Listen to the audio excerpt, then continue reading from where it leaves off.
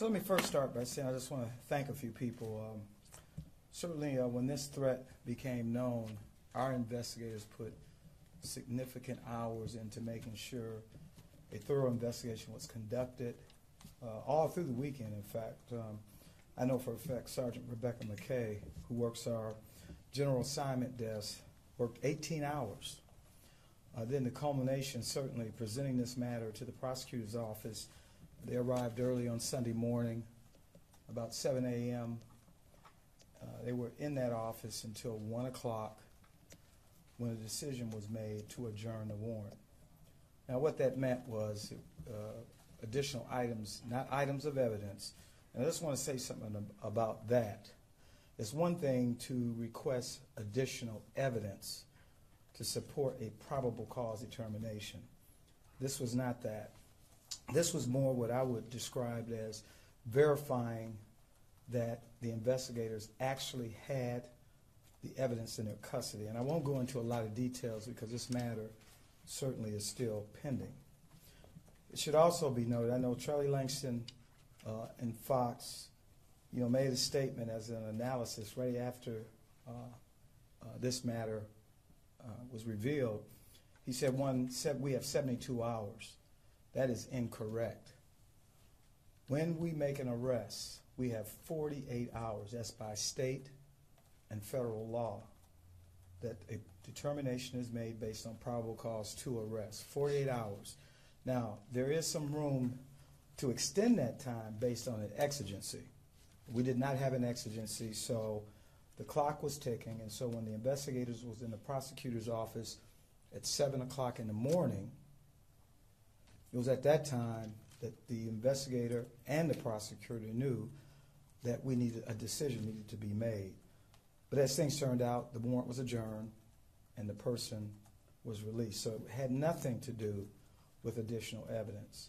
It was more, I guess the best way to describe it, verifying that the detectives had evidence in custody. Now, one thing, when you look at this case, clearly and all of you know the nature of the threat, kill all police, kill James Craig. I don't know how more specific that threat could be. So then when I reviewed the August 30th memorandum or decision not to charge those cases, those last three cases that came over the internet, but here's what we know.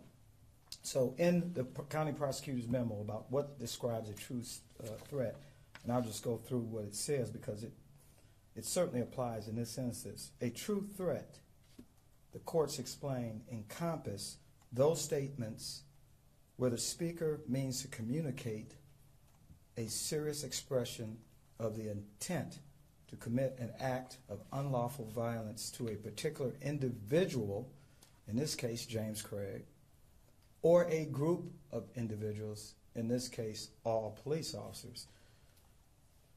And then it goes on to say that an individual need not actually intend to carry out the threat, but must have the general intent to communicate a true threat.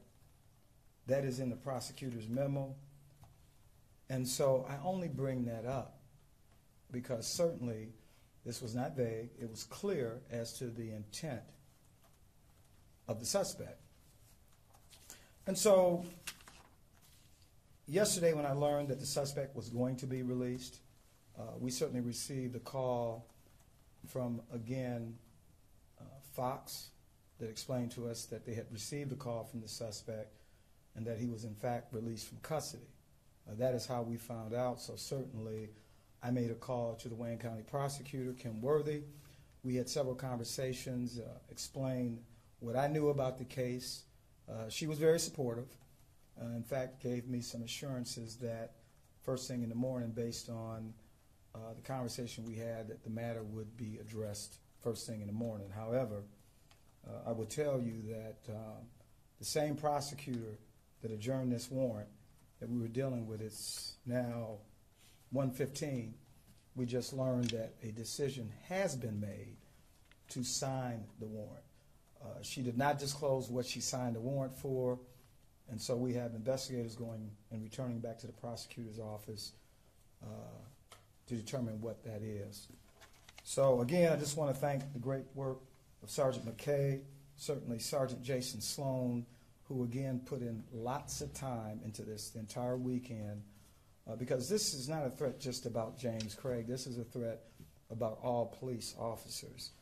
I have been very clear that today we are in an environment of not only anti-police rhetoric, but we're in an environment where police officers are being shot at, and certainly we all know about our American hero, Captain Style, who lost his life serving our community. So with that, I will open up for any questions you might have. Should your suspect in this, obviously you don't know what charges are authorized at this point. There's something going on with the warrant you mentioned, and you're in the process of finding out. We believe it's probably, just so you know, we do believe it's the same felony charge, a terror threat. We believe that because that was what we presented. We didn't present anything else. So now, after a conversation I had with the prosecutor last night, and I will tell you candidly, and I left one important thing, the prosecutor assigned to this matter, in my judgment, this was substandard work on the part of this prosecutor. Substandard. And I'm not saying it, certainly I'm not saying it in response to the August 30 memo written by the prosecutor framing out that our investigators' work was substandard. But clearly, that prosecutor missed it, in my judgment, and she missed it because this was a probable cause determination, not a certainty of prosecution. I understand certainty of prosecution. I understand preparing for trial, and that those things, evidence that you may have acquired, may require a forensic analysis. Well, in 48 hours, it is unrealistic. It's not going to happen. You're not going to get a return on forensic analysis in 48 hours. It's just not going to happen. So, yes, substandard work on the part of that given prosecutor in this instance. So, Any other Chief, questions? this is not new information since he was released. This is just new analysis by the prosecutors since he was released? No, I called the prosecutor last night, and I made it known what I knew. I was intimate with the case. The prosecutor did not disagree with me because I talked about, and I stressed, this is a probable cause determination, not a certainty of prosecution, which is very different. This is not beyond a reasonable doubt. And this is why I always stress the importance of police and prosecutors working together. I also stress that if there's an issue of trust on the part of a prosecutor, and I'll just be candid, if a prosecutor believes that evidence that the detective says they have and you don't believe that they have the evidence, that's a problem for me. I've said it before, I will hold me accountable for the work of our investigators. And if one of them fails to do what they said they did, and that's a neglect of duty, we'll open an investigation. It's just that simple. But this, in a 48-hour time clock, and that's why I wanted to stress, because what Charlie said, it's not 72 hours. And it's not that it was required. We didn't bring any new evidence. It was exactly what we presented on Sunday at 7 o'clock. And there were discussions before that.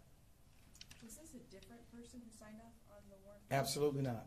Same person. Was there new evidence that was brought in later? Not new evidence. Same. But the person was released from custody, again, because by law, we had to release the person. So now you got to go back and rearrest him? Yes, we do. And so we're asking the suspect, just turn yourself in. You know, we certainly don't want to force entry, but you are to turn yourself in. Chief, speaking of the forced entry, he's very upset about how that process went down, how he was arrested. He describes the home being firebombed, his dog being shot and killed, all of these things. Can you give us a little information about how? Well, what I will tell you, that warrant service was served by our special response team. They did deploy a distraction device. The dog did, what I was told, approach in an aggressive manner the officers making entry. A decision was made to put the dog down. That was done.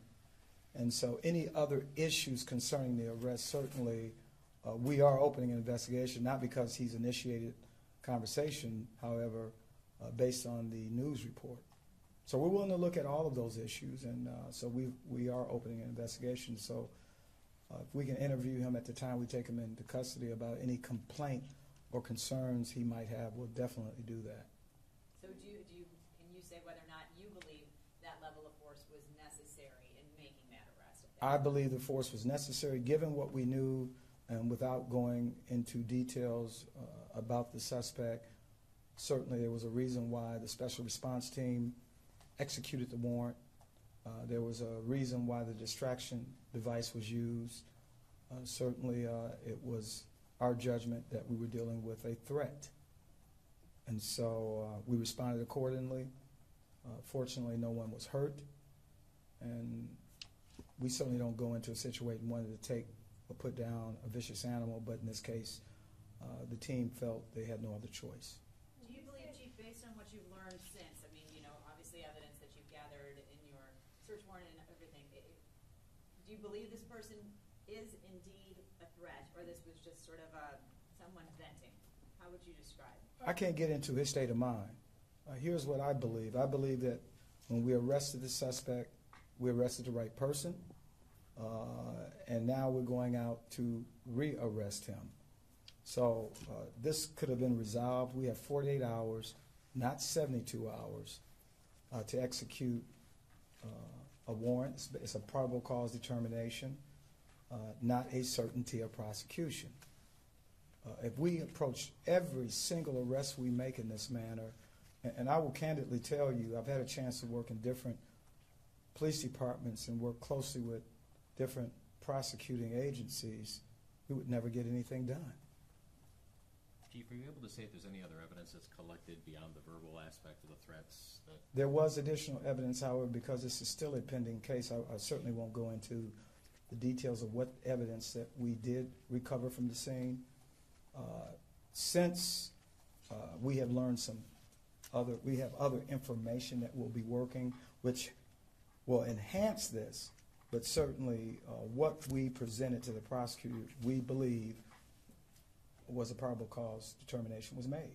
Can you say if there were weapons, however, at least, or not? Can't go into the evidence. I'm just going to stay away from the evidence at this point. Okay, I was going to say, was the fact that, was there no video and that was what was the sticking point with the prosecutor, or? I can't go into, it's certainly, when you talk about what defines a circumstantial case, not all cases have a nice, neat little bow tie where, I mean, in a perfect world, yes, we would like to see a person actually, but I'm not going to go into that level of detail. We believe there was enough evidence to make the arrest, and so now we have to go out and rearrest the suspect. Can you talk at all about how you were able to link him to these threats at all? I cannot. You said the prosecutor missed it earlier when they declined to sign the warrant. What did the prosecutor miss? When I say missed it, when I talk about what's I defined in this instance as substandard work, it was simply verification of the evidence that was taken into custody. Verification of the evidence taken into custody. Now, the message is, we do not trust you. If we've acquired item A, and we say that we have item A in our custody, and you want to see item A, or you want to have a photograph of item A, that doesn't satisfy a probable cause determination. That's just more work and more time. And frankly, according to my detectives who spent all morning from 7 o'clock, the time clock ran, I think it was 4:30 on Sunday. They arrived bright and early Sunday morning. In fact, I am told they were the first investigative team there to get this thing addressed. They were actually one of the last warrant reviews, and then it was adjourned for what I'm describing as verification. Again, I have not seen this type of scrutiny for probable cause. Police officers make arrests based on probable cause. And when the prosecutor has to make a decision on whether there's a determination that the arrest be made, that doesn't always include having an analysis. Not that that was the issue in this case, The things that were asked were just verification. Do you have what you say you had? What does this case say about the broader relationship, if anything, with the prosecutor's office? Well, as I pointed out, I personally called the prosecutor. I feel we had a good conversation. She responded, and she responded in such a way that now we have a signed warrant. I wonder, had it not been for my call, where this case would have been. That's troubling.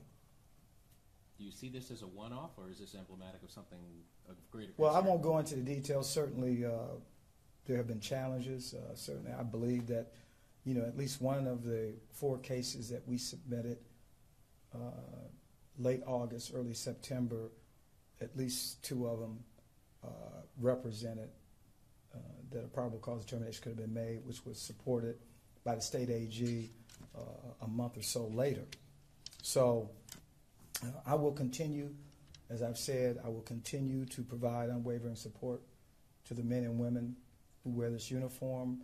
When you make a threat to kill, emphasis on that, this far exceeds First Amendment free speech. When you threaten to kill a police officer, one, it's serious. Given today's environment, we should respond accordingly. And it's not just James Craig speaking, but I need our prosecutors, I need our courts. And if it's not there, I understand that. I've had cases decline in the past. That's not the issue. This is a serious issue. It's a serious time that we're in. And our police officers who put their lives on the line each and every day need to know that they're being supported. This was not some frivolous case. And again, not about me, because I've read the standard of what represents a true threat. And a true threat, and I think the thing that's real key here, communicate a serious expression of the intent to commit an act of unlawful violence to a particular individual or a group. So you know what the message said, kill all police officers. That's the group. And then a specific individual, myself, kill James Craig. Chief, I have a question from one of our faces. Yes. Ms. Jefferson wants to know if there was a threat against her or any other citizen in the city of Detroit, will the prosecutor's office be contacted ASAP? Well, I will tell you the answer to that question is yes. We take all the threats. It just so happened in this instance it's a threat to kill the police officers. We don't. We respond to radio calls, and if it's a threat, we will take the report and we will submit it to the prosecutor's office. So be treated no differently. Look, this is not, shouldn't be me, the police chief, being threatened, although I can tell you it's not common when the police chief is threatened, and it shouldn't be common that police officers are threatened. Remember, any threat to kill a police officer is not just a threat on police officers, it's not just a threat on the police chief, it is a threat against all of us. Any other questions? This individual, can you talk at all about prior incidents with him, prior graffiti, prior tagging, prior? I would be going into information that we are aware of based on our investigation at this point. I don't really want to get into that. Anything else? All right. Thanks, everyone. Thank you. Are you able to talk a little bit about another issue, that stabbing over the weekend, Dr. Green? Just, I mean, Obi Moore was kind of a well-known businessman. He had the auction block and everything, and there's a lot of curiosity about what's going on with that. Would you? yeah, we're still active, and this is the stabbing of the businessman, and certainly that person did turn himself in. That he is in custody, but we're still actively investigating that. Deputy Chief, did you want to add anything to it? I think that's what we're. Pretty much summed it up. Okay. So I summed it up. We'll be submitting a warrant on him probably tomorrow. Tomorrow. Can you give us any, information about, what your suspicion is in terms of why it all went down? I mean, how, obviously there ends up being this row house in there. Who's responsible? I don't have for that. what? Some of it I don't have the insight. Sometimes I'm not in a place where I can go into details. It's still a very active investigation, as the Deputy Chief pointed out. We expect to have that warrant in the prosecutor's office in the morning. Okay? Thank you. Thank you, Chief. Okay.